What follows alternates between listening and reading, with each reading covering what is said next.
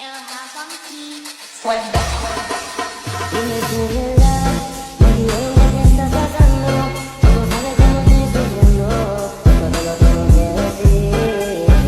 Cuéntame, tu despedida para mí fue dura. Será que te llevo a la luna y yo no supe hacerlo así. Te estaba buscando por la calle gritando.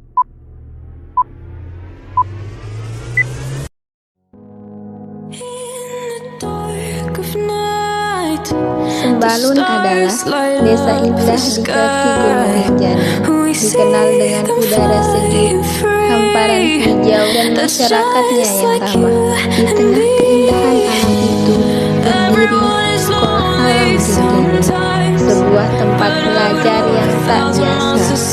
Sekolah ini mengajarkan anak-anak bukan hanya dari buku, tapi juga dari alam. Di Sekolah Alam Rinjani, pohon, tanah, dan hewan menjadi bagian proses belajar. Anak-anak menanam sayur, merawat lingkungan, dan belajar sambil bermain di alam terbuka. Pendidikan di sini bukan hanya soal nilai, tapi juga soal karakter, kemandirian, dan cinta pada bumi. Sembalun dan Sekolah Alam Rinjani menunjukkan bahwa belajar bisa menyenangkan, bermakna, dan membumi. Tempat di mana masa depan tumbuh dengan cinta dan kesadaran akan pentingnya menjaga alam. Untuk lebih jelasnya, yuk simak video wawancara berikut ini. Bismillahirrahmanirrahim. Assalamualaikum warahmatullahi wabarakatuh. Dari kelompok 2 kewirausahaan ingin mewawancarai salah satu narasumber dari Sekolah Alam Rinjani. Sebelumnya, saya Datu Nisa sebagai moderator, dan di samping saya Muhammad Alawi, dan di depan saya Anissa Fitriani, di sampingnya Irdayani. Kami minta narasumber dari Sekolah Alam Rinjani untuk memperkenalkan diri. Padanya dipersilahkan. Bismillahirrahmanirrahim. Assalamualaikum warahmatullahi wabarakatuh. Nama saya Muhammad Amunullah, sebagai salah satu staf pendidikan di Sekolah Alam Rinjani, dan saya berasal dari Sembalun. Dan pendidikan terakhir saya terima kasih. Untuk mempersingkat waktu, marilah kita langsung masuk ke pertanyaan pertama.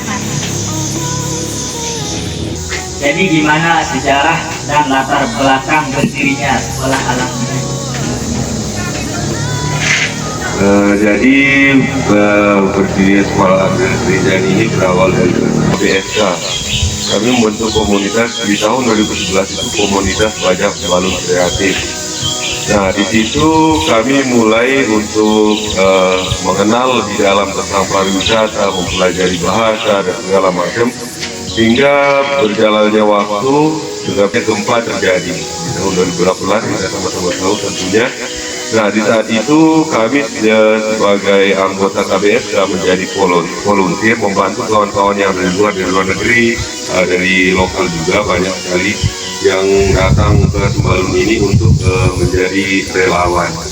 Nah, itulah awal mula kami berdiskusi tentang membangun sekolah non formal yang akan mengajarkan apa sebenarnya alam itu.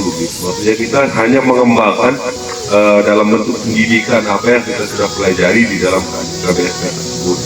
Dan disahkan pada tahun 2019, dan alhamdulillah masih berdiri sampai hari ini. Itulah secara singkat di Sekolah Alam Rinjani.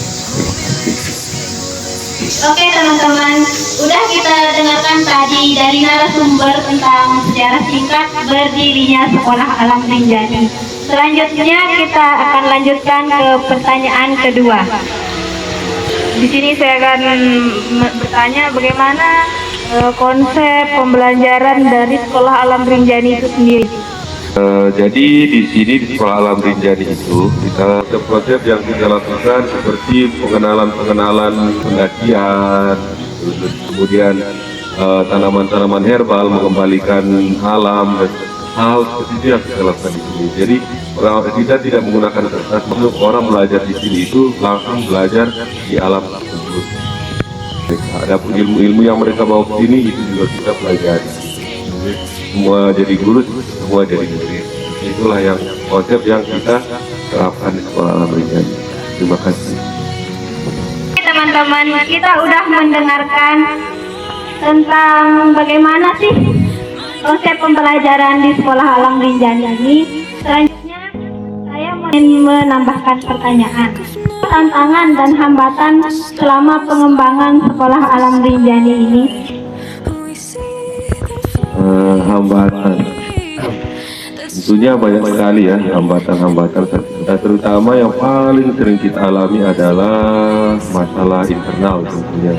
Awal-awalnya pada tentang masalah internal untuk menyatukan pemikiran atau ide-ide yang berbeda-beda. Kemudian sumber daya manusianya juga, karena dasar pendidikan kami yang tidak terlalu tinggi seperti kawan-kawan yang sekarang kuliah, karena itu pembelajaran di situ kami sangat banyak waktu di sana, membutuhkan belajar lebih, menggali ilmuwan lebih, meneliti lebih. Kalau sumber daya alam, alhamdulillah sudah apa itu namanya, materi ya, dari situ karena kami berdiri sendiri dan mandiri, kami tidak mengandalkan pemerintah. Disitulah salah satu hambatan terbesar. Di sana kami tidak menggunakan proposal atau segala macam saat pembangunan. Di sana kami mengembangkan marketing ground, kafe atau penyelenggaraan center atau penginapan atau pendakian, hal-hal ditutup penyelesaian marketing karya finansial kami. Kalau untuk masalah internal mungkin gangguan-gangguan dari beberapa ormas lain, namun itu sudah berlalu sekarang. Walaupun sekarang masih ada, tapi alhamdulillah karena ini lahan pribadi dan kami berdiri sendiri, hambatan tersebut sudah tidak terlalu berarti lagi. Itulah sedikit hambatan-hambatan kami dan penyelesaian-penyelesaian yang kami lakukan. Terima kasih. Baik, saya ingin bertanya, apa sih rencana, harapan dan rencana ke depan untuk Sekolah Alam Rinjani itu sendiri? Mengingat dari visi misi kami, Sekolah Alam Rinjani itu niatan kami untuk menjadi sekolah kultur ya, awal-awalnya sekolah kultur di Sembalun pada khususnya dan Lombok dan seluruh Indonesia gitu, ataupun dunia gitu. Itulah cita-cita kami itu, kami bisa menjadi tolak ukur. Namun dalam perencanaan yang kami lakukan itu ya seperti inilah, untuk benar-benar kembali memperkenalkan Sembalun itu seperti apa. Karena sekarang adat budaya kita sudah hilang karena tercampurnya adat, karena ya banyak sekali pendatang. Jadi masalah yang itu yang mulai pertahanan pangan dan swadaya masyarakat, hal-hal seperti itu yang kita lakukan. Dan untuk cita-cita yang terbesar itu menjadi tolak ukur tentu. Nah, itu semoga bisa tercapai dengan segala harapan kami. Udah kita dengarkan bersama sedikit mengenai Sekolah Alam Rinjani.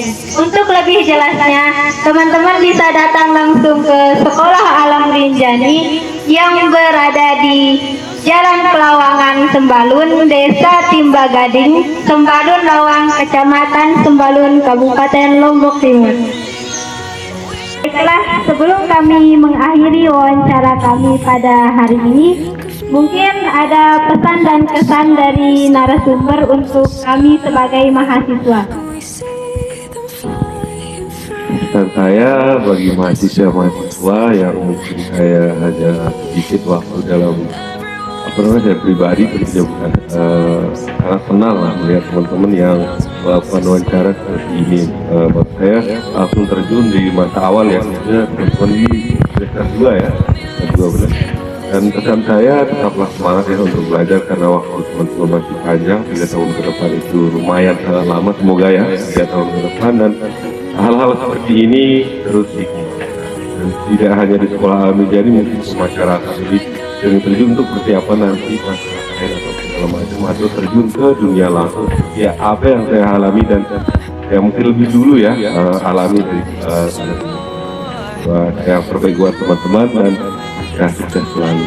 Terima kasih. Sekian, assalamualaikum warahmatullahi wabarakatuh. tentang sejarah singkat dan tantangan serta rintangan dari Sekolah Alam Rinjani ini dapat disimpulkan bahwa pendidikan kesuksesan itu tidak hanya diraih melalui pendidikan formal, tetapi juga bisa diraih melalui pendidikan informal seperti Sekolah Alam Rinjani.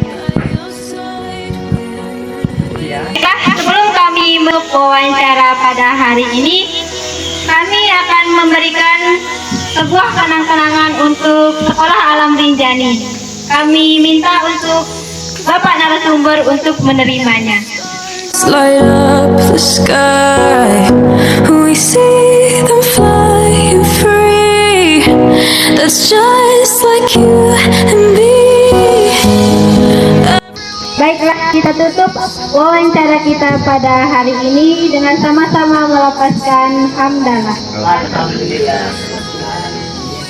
Sekian, assalamualaikum warahmatullahi wabarakatuh.